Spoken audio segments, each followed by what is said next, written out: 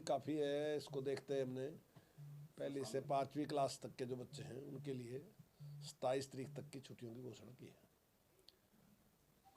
बाकी कक्षाएं सर उससे नहीं, बाकी जो है वो उसी प्रकार से लगेंगी जैसे लगती है पहले। बढ़ती ठंड को देखते हुए निर्णय लिया गया। हाँ, सर्दी ज़्यादा है इसकी वजह से निर्णय लिया गया। और बड़ी क्लास में जो बच्चे हैं उनके अभी जल्दी उनकी परीक्षाएं भी हैं, तो उसको देखते हैं।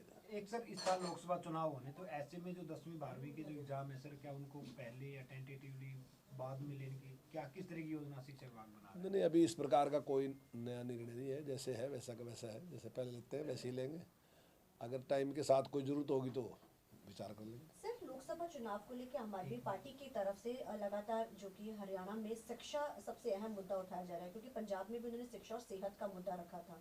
शिक्षा की अगर बात की जाए तो हरियाणा में किस तरीके से आप चीज़ों में बदलाव कर रहे हो? देखिए, उनके पास तो केवल बोलने के लिए है। अब वो दिल्ली की अपनी हेल्थ सर्विस को कहते हैं कि दुनिया की बेस्ट सर्विस है, तो दिल्ली वाले तो अपने आप रो रहे हैं। जब कोरोना आया, किसी भी आदमी का तब पता चलेगा जब मुश्किल में होगा। जब कोरोना आया तो उन्होंने वहाँ से जो बाहर के प्रवासी मजदूर थे बसों में बैठ के बाहर छोड़ दिए, और दिल्ली के जो लोग थे वो हरियाणा के हॉस्पिटल में थे। अभी आप किसी सीएमओ से पूछ लो तो उसको कंट्रोल नहीं कर सके। ऐसी एजुकेशन का अभी तक जितने भी सर्वे हैं, किसी में 10वां स्थान भी दिल्ली का नहीं आया। तो कौन सी एजुकेशन है उनकी जो सी वो अच्छी दे रहे हैं।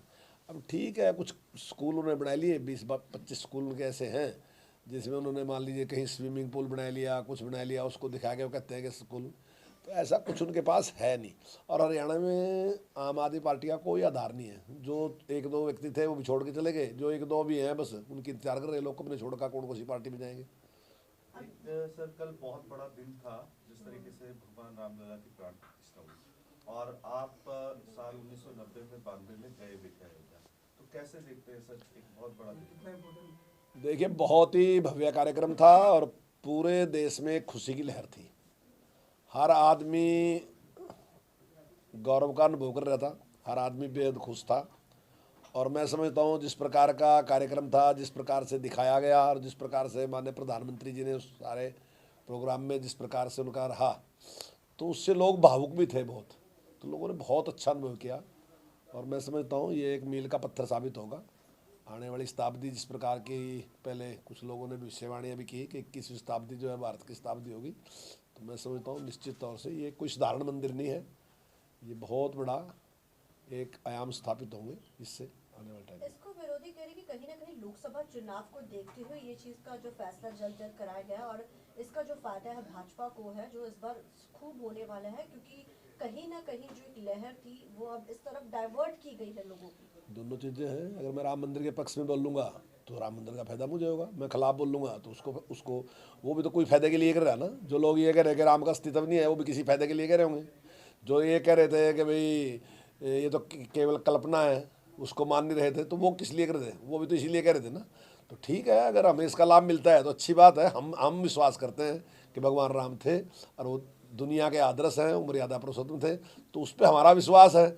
अगर हमारे विश्वास पे वोट मिलती है तो ठीक है, और वो कहते हैं कि राम काल्पनिक थे, उनके विश्वास पे उनको मिलती है, वो ले लो। जब साल 1990 और 92 में आप गए थे सरकार सेवा में, उस समय कभी आपने सोचा था कि इतने सालों बाद ऐसा नजारा होगा जिस दिन राम मंदिर बनेगा, पूरा देश दिवाली मनाएगा?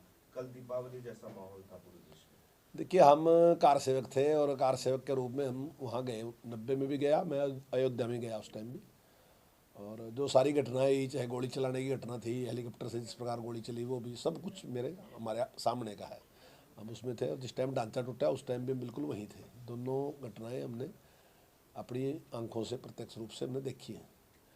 लेकिन हम तो केवल कार सेवक थे गए, लेकिन ऐसे लोग थे जो सतत उसी काम में लगे हुए थे, लगातार वो दिन रात उस काम में लगे हुए थे।